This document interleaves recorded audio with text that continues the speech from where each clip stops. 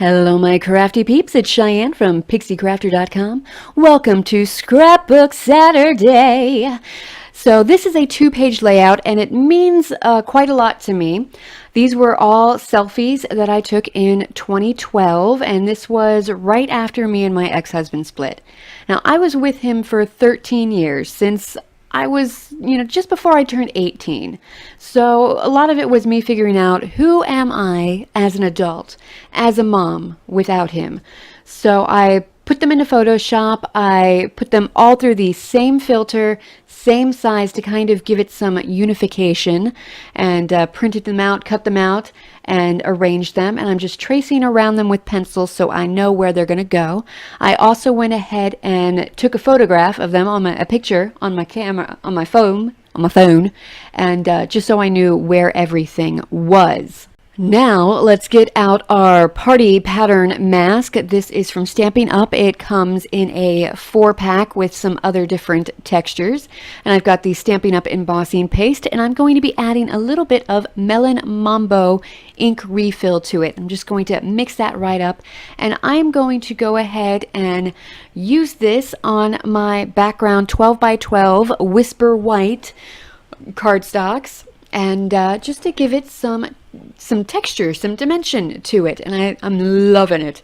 Now this is where making sure to do that pencil outline of all my photos comes in handy, because I know where my photos are going to go. There's no point in me wasting embossing paste behind my photos. It's okay. I don't have to do that. So I'm just going to put this stencil, kind of peek it out at various points on my layout, kind of aiming more for a maybe diagonal sort of flow. I just want it to be very organic and fun. The pictures aren't lined up perfectly, so I just want something to kind of help to unify the flow a little bit. And then I get to the point where, I'm starting to run out of embossing paste. So I decide, it would be a good time to go ahead and bring in another color. And notice that I took the two pieces of 12 by 12 and I put them together, and that's going to help to unify and, make a nice flow, because it is a 2-page layout. It's going to have to go into 2 separate page protectors, so I want it to flow. So I'm going to be using Daffodil Delight ink refill for my next little batch of color, and this is going to mix to make just a really gorgeous, like, corally shade, and I love how it turned out, and I'm going to have to do more of this in the future, just with different colors. So did you guys know that you could use your ink refills to go ahead and color your embossing paste? Yeah, isn't that pretty amazing? And if you wanted to, you could go ahead and add glitter to them too.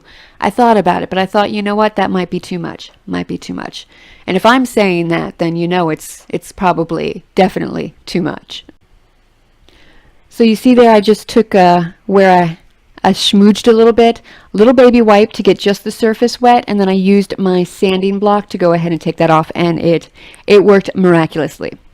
Then I decided I need a little black going on in this layout, because I need black in everything. So I'm taking my acrylic paint on a clear block. This is just something you use for stamping, and I'm watering it down, and I'm using a paintbrush to kind of flick it. This gives you a more controlled splatter, as controlled as you can make splatter be. You definitely want to protect your work surface still, but it gives a nice effect, and I can really get the directionality correct on my splatters. If a forensic team were to come in, they probably would be able to tell the point of origin of the splatters. Then I took some more of my DIY mist. I used Pearl-Ex powders for this. The Duo Green Yellow. Wanted to make sure I got that name right. And with these, they don't have a binder in them like Perfect Pearl, so you do have to add some gum arabic to them, or another binder. I prefer gum arabic because it's an actual art tool, not just, hairspray. So I just do that. If you want me to make a video on how I make my Pearl-Ex mists, then leave me a comment, and I will hopefully get around to that sometime in my lifetime. And now I'm at the point where it's like, all right, let's get these photos on just so that I can kind of see how it's coming out and like where I'm going to need to add things. So I referenced the photo on my phone that I took, and I am putting them all together where they're supposed to be, lining them up with the pencil marks. And I'm going to go ahead and adhere those down with my Scotch ATG gun and some dimensionals. Some of the dimensionals are from Stampin' Up! That I'm going to be using. Others are from the Michael's Dollar Bin. I got them eons ago. I think it was actual eons. But they are almost double, maybe triple the size of the Stampin' Up! Dimensionals. So it's nice to have the option of having those multiple layers on. And a little tip, when you think that you might be building up layers behind your photos, only use adhesive in the center of the photo so that you can tuck things behind it if you need to. And if not, you still have the center of the photo adhered, so it's all good. It's okay. And you also notice that I've got some of my photos and they are falling off the edge a little bit in the center where the two pages meet.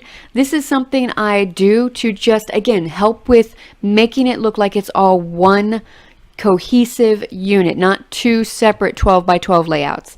So I have things that just fall off the edge, and I'll go ahead and cut those off. It'll make it look like it's meant to be all together, one piece. It just happens to be in 2-page protectors. Now this is some paper from my stash. I've got a lot of scrapbook papers that I don't know what they're from because this was before I started doing YouTube.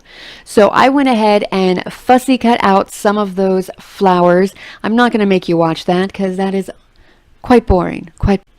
But once I have them cut out, I am seeing where I want to put them on my layout. And I decide to kind of go in the two opposite corners. Each of my layouts, so I have that kind of diagonal flow too. Maybe I should have gone with, the diagonal that I had with the embossing paste, but I thought, you know what, I love how it goes around that bottom picture on the left side, so I'm doing it. And I'm going to have to trim off some edges of that too. I adhere the flowers down with my Scotch ATG gun, and I love my ATG gun. It is wonderful. Though I do have issues with the tapes for it every now and again. If any of you know a good place to get the ATG refills, go ahead and let me know, because I would love to find a reliable source for those. And then I have this sentiment. I'm going to go ahead and call it my journaling. And I know that I need it to be on something. I can't just put what it is, how it is just on the layout. It'll get lost. So I try out that pink paper and I end up not using it. I don't like it. And the sentiment, by the way, let me just read that out for you because I think it's very fitting for this. And the queen lived happily ever after in her own damn castle with her own money and took care of herself. And I just thought that was just so appropriate for this. I end up deciding, let's get out some of the white doilies from Stampin' Up, but let's not keep them white. So I'm using some Smoky Slate alcohol ink that I made myself, and some of my pearl DIY mister with the Ranger Perfect pearls, and I'm just giving those a good spray, and because they are so light and delicate, I'm going to just set those aside to air dry. Then I decide, all right, I still need more. So I take my Melon Mambo Stampin' Right marker and I'm just edging my journaling. And, it needs more, but I don't know what. But in the meantime, I remember, you know what? I've got other stuff in my stash. So I pull out my music note washi tape from Tim Holtz, and I'm popping that in the corners because I've been into music note sheet music lately. So why not? And that just fills in those corners with the flowers really nicely. I'm happy with, that extra layer that is up there. And then I remember I've got more Tim Holtz stuff. So this is from a stamp set. I can't remember the name of it, but it will be over on my website. It's got a lot of Paris themes in it. I got it from Michael's. So I've got my Melon Mambo ink, and I'm just going to stamp that in various places. I'm covering up my photos with post-it notes so that those don't get too icky, and keeping in mind too that when I'm stamping over the embossing paste, it's probably not going to give a really clean, crisp impression, but that's not what I'm looking for from this. I don't care how well this stamps out because it's just a texture in the background. And I'm going to end up pulling in another stamp, and I don't remember where I got it from. It was probably the Michael's Dollar Bin. I was big into the dollar bin at one point in time for all of my stamps. So I'm using some smoky slate with that one and just kind of popping it behind the photos a little bit. And you'll see this is where it really comes in handy that I didn't adhere down all the sides, because I'm able to lift up the photos and really get underneath of them to make them pop out and stand out a little bit better. And this is really just a nice, like, delicate little script. If I was doing this on a bigger sheet of paper, I could probably just go down the entire sheet, kind of changing up my placement and make it look like it's an entire letter. So I love that. And it's just like, it's that illegible, it's kind of a hard word to say, script, but it's just like that curly, like handwritten note, and I love it. Oh, then I go back to my sentiment, and I'm looking, and it's like, all right, different papers, like maybe this one will work. This one is from Die Cuts with a View. I don't know if this paper pack is still available. There's a lot of like postscript, postmarks in that paper pack, and I love it. And then I go into my retired Stampin' Up! Scrap bin, and I find this one. I'm pretty sure it's Pool Party. It's from the retired color collections. It's just pattern paper, and I go ahead and adhere that, and I cut it out. I could have used the Cricut machine because that's what I used to make this little journaling spot to begin with. I expect to see a lot more Cricut stuff, so I actually had my Cricut write that with one of the Cricut markers and cut it out, so that was fun. I haven't done that in a while. And while I'm in my scrap bin, let's go ahead and use more retired products. So we've got the Petite Petal Punch and the Petite Butterfly Punch, and just punched out a whole bunch of those.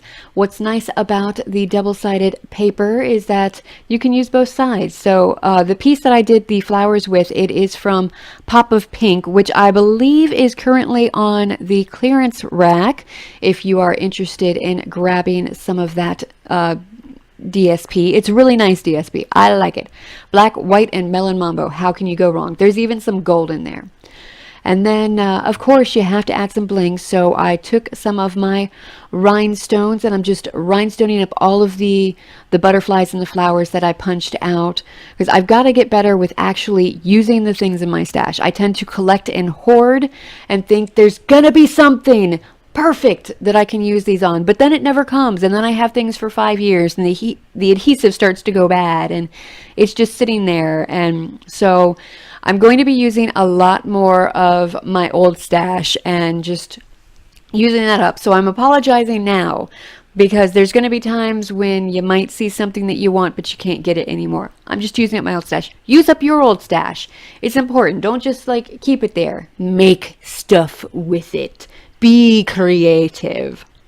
And now I like outlining stuff just really messily, sketchily. So I've got my basic black Stampin' Right marker, which you can get individually, and I'm just using that to outline some of the lighter bits. I'm also using it to outline the edge of everything. I'm not going along the middle bits. I'm just, that whole big outside edge. That's what I'm doing. And then I've got my Stampin' Right chalk marker. I don't even know if it's the Stampin' Right chalk. It's the chalk Whisper White marker from Stampin' Up. And I'm using that on the black flowers just to kind of make them pop out too, because I thought they were a little lonely. And while I'm looking at all of my markers and pens, I realize that I have some Stardust Jelly Roll pens from Sakura. So I think, you know what? We need to get a little bit of this on. So I start outlining things with that. And then I see, oh, my Wink of Stella. Let's get some more bling and shimmer on this.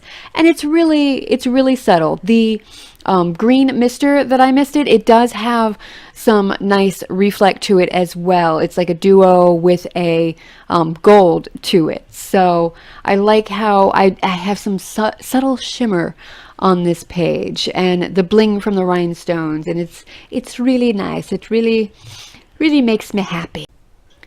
Then I end up deciding that, you know what, I'm going to start trying to do titles again. So I pull out these stickers that might be as old as my child is, and he just turned 13. They are ancient, but I love the like script handwriting style of them. So I've got a piece of wax paper. I'm spelling out Bella. And this is just because this is an empowering layout for me. And I did go through a period of time where I'm like, you know what, I'm in my 30s. I'm a single parent. Like, who's going to want me? And just, you know, reminding myself that, you know, it's not all about them. It's about being beautiful for myself, being beautiful inside and out, and just having that carry over. It's like that message, just to remind myself to, you know, look in the mirror and, you know, say to myself, you know, I am beautiful. I'm a good person. Like I'm worthy. Like I'm worth love. And so that's why I chose that title. And I end up in those other stickers that are also ancient, I find in Always. So I end up making my title Always Bella, just as a reminder to, you know, be good, be beautiful on the inside too. Be humble and kind and compassionate, but don't be afraid to have fun on the outside too. So, you know, I also picked some other words and phrases from that I really think fit the whole layout as well. And I'm really happy with the way this layout turned out. Like I'm going to look at it and it's going to, you know, make me smile. And then I'm going to look at all the different hairstyles and everything that I had. And I still do. I change up my hair an awful lot. And it's going to make me smile as well. My boyfriend actually came in and he was looking at all the pictures while I was putting this together, and he was like evaluating everything. He's like, you know, who are all these people? I'm like, it's me, honey. It's me. So, you know, he was telling me which hairstyles he liked best and which colors, and I was like, yeah, I'm sure I'll get back to him someday, because that's how often I change my hair. So anyway, that is it for today's tutorial. I hope this helped you and inspires you to go ahead and scrapbook your selfies, and don't be afraid to do that and have fun with it. All right, thank you so much for watching. If you liked what you saw, please remember to like and subscribe. Until next time, happy crafting. Bye. Videos that might interest you. And remember, you can find a full list of the products I used at my website and blog, along with more project ideas and inspiration. You can also find all of my affiliate links or shop my Etsy boutique. And feel free to contact me to help book and plan a magical Disney vacation.